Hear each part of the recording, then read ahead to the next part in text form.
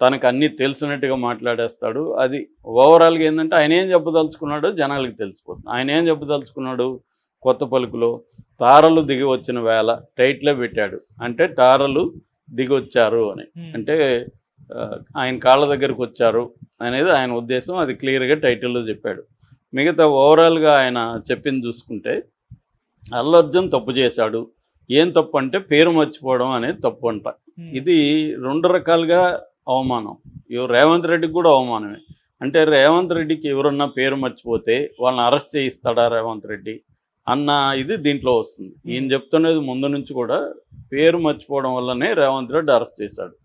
ఈయన దాన్ని సపోర్ట్ చేసుకోవడానికి ఏం చెప్తున్నాడంటే రేవంత్ రెడ్డికి సంబంధించిన మనుషులు కొంతమంది అల్లు అర్జున్కి సూచించారంట, నువ్వు సారీ చెప్పు ఆయనకని. కానీ అల్లు అర్జున్ నాకు రాజకీయాలతో సంబంధం లేదు నేను చెప్పనన్నాడంట. సో అంటే ఏమిటి అర్థం? రేవంత్ రెడ్డి వాళ్ళే సారీ చెప్పమని అల్లు అర్జున్ అడిగారు.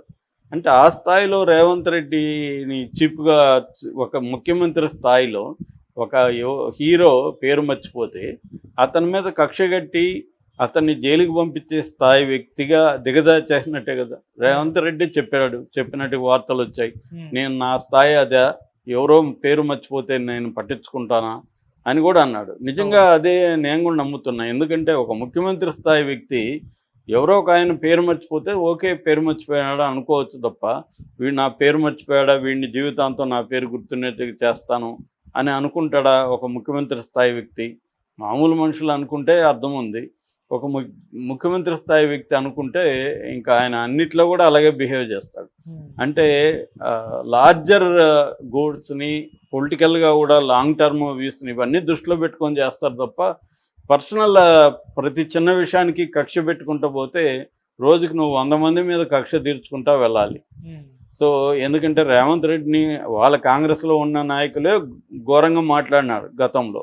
ఇతనికి అసలు తెలుగుదేశం వాడు, తెలుగుదేశం మనిషి, ఇలాగా అనేక ఇవి చేస్తారు అతను. అయినా కూడా ఆయన ఎప్పుడు కూడా వాళ్ళ మీద కక్ష పెట్టుకోవాలి. అలాంటి వాళ్ళంతా కూడా ఇప్పుడు దగ్గరగానే పెట్టుకున్నాడు. ఒకప్పుడు ఇదే కోమటిరెడ్లు, ఇదే ఉత్తమ్ కుమార్ రెడ్లు ఈయనకి యాంటీగా మాట్లాడిన వాళ్ళే కదా. మరి వాళ్ళెందుకు ఇప్పుడు దగ్గరగా పెట్టుకొని మినిస్టర్లు ఇచ్చి చేస్తున్నాడు? అంటే మామూలుగానే ఎవరైనా కూడా రాజకీయాల్లో ఉన్న వాళ్ళు ఏంటంటే వాళ్ళు అన్నిటికంటే కూడా తమ రాజకీయ ప్రయోజనాలకి విలువిస్తారు తప్ప వ్యక్తిగత ఎమోషన్స్కి ప్రతిసారి ఇవ్వరని నేను చెప్పట్లా. కంప్లీట్గా ఇవ్వరని, అందరూ మనుషులు కాబట్టి ఎమోషన్స్ కూడా ఇస్తారు. కానీ ఎమోషన్స్ ఎప్పుడైనా కూడా రాజకీయ ప్రయోజనాలకు లోబడి ఉంటేనే అతను నాయకుడికి ఎదగలడు. ఎమోషన్స్ డామినేట్ చేసేస్తే ఎవరు కూడా పొలిటికల్గా ఎదగలేరు. ఒక వ్యక్తి ఎదిగాడంటేనే తన ఎమోషన్స్ని కంట్రోల్లో ఉంచుకోగలుగుతున్నాడని అర్థం. ఎవరైనా కూడా మనం మామూలుగా ఒక చిన్న ఆఫీస్లో బాస్గా ఉండాలంటేనే నీ ఎమోషన్స్ని కంట్రోల్ చేసుకోవాలి. ఎందుకంటే ప్రతి ఒక్కరి మీద మనకు కోపం వస్తూ ఉంటుంది రోజు. దానంతా మనం వాళ్ళ మీద కక్షలు తీర్చుకుంటుంటే మనం ఆఫీస్ నడపలేం. సో అంటే ఫస్ట్ మనం ప్రయారిటీ ఆఫీస్ నడపడానికి ఇవ్వాలి. అట్లాగే రాజకీయాల్లో కూడా ఆయన రాష్ట్ర ప్రయోజనాలు, ఆయన రాజకీయ ప్రయోజనాలు, పార్టీ రాజకీయ ప్రయోజనాలు దృష్టిలో పెట్టుకొని ఏ విషయాన్ని ఆయన డీల్ చేస్తాడు తప్ప ఎవరో పేరు మర్చిపోతే ఆయన చేశాడని ఇతను రాస్తున్నాడు.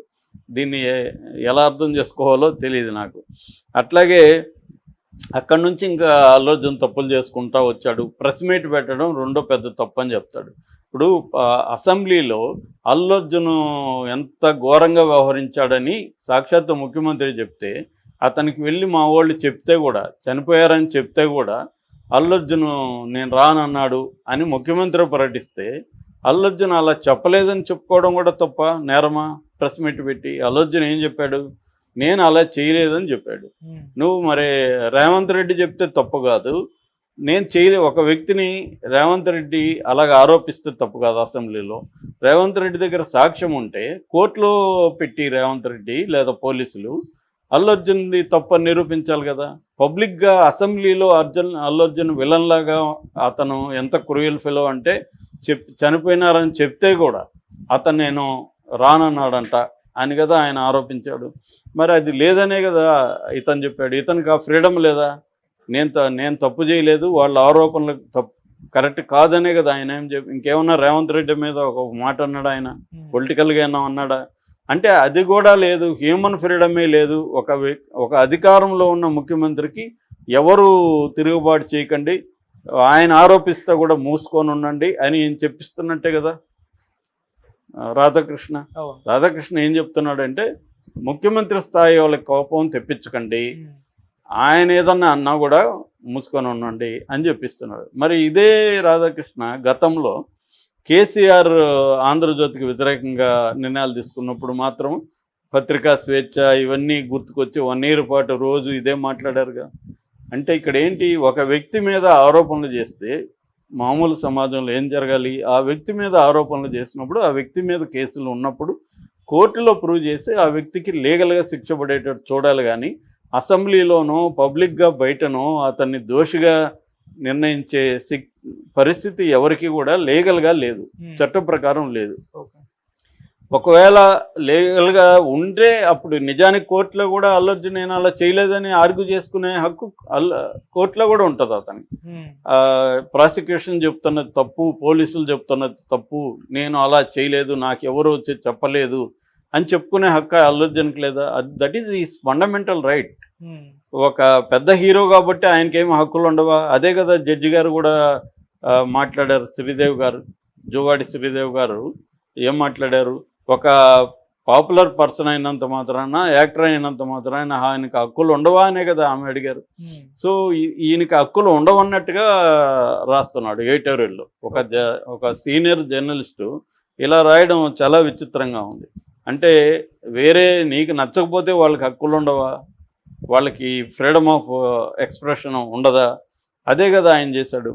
అట్లాగే సినిమా బడ్జెట్ల గురించి 1350 కోట్లు పుష్ప 2 బడ్జెట్ అని రాశారు ఈయన. మరి ఇది ఎవరు చెప్పారు ఈయనకి 1350 కోట్లు? 1350 కోట్లు ఇప్పటి వరకు ఇండియాలోనే ఏ సినిమాకి పెట్టలేదు. సో ఆ స్థాయిలో పోనీ మనకి సినిమా చూసినా అర్థమవుతుందిగా దీనికి 1350 కోట్లు దేనికి ఖర్చు పెట్టారని. సో ఇందులో 300 కోట్లు ఆయన రెమ్యునరేషన్ తీసుకున్నాడని రాశారు. 3 ఏళ్ళు అల్లు అర్జున్ టైం పెడితే 300 కోట్లు తీసుకున్నాడు. 3 ఏళ్ళు కనీసం 4-5 సినిమాలు చేసి ఉండేవాడు కదా మామూలుగా అయితే. 4-5 సినిమాలకు కూడా ఆయన 300 కోట్లు వచ్చేది కదా. ఇదే పవన్ కళ్యాణ్ తీసుకుంటే రోజుకి ఆయన రెమ్యునరేషన్ ఎంత? 3 కోట్లు. ఆయనే చెప్పాడు నేను 50-60 కోట్లు తీసుకుంటా అని. సో 60 కోట్లు అంటే నెలకి రోజుకి 3 కోట్లు తీసుకుంటే పోనీ 2 కోట్లే వేసుకుందాం, 3 ఏళ్ళకి ఆయన ఎంత తీసుకుంటాడు ఆ లెక్కన లెక్కేస్తే 900 కోట్లు తీసుకుంటాడు. సో మరి 3 ఏళ్ళకి 300 కోట్లు తీసుకుంటే మనకెందుకు నొప్పి?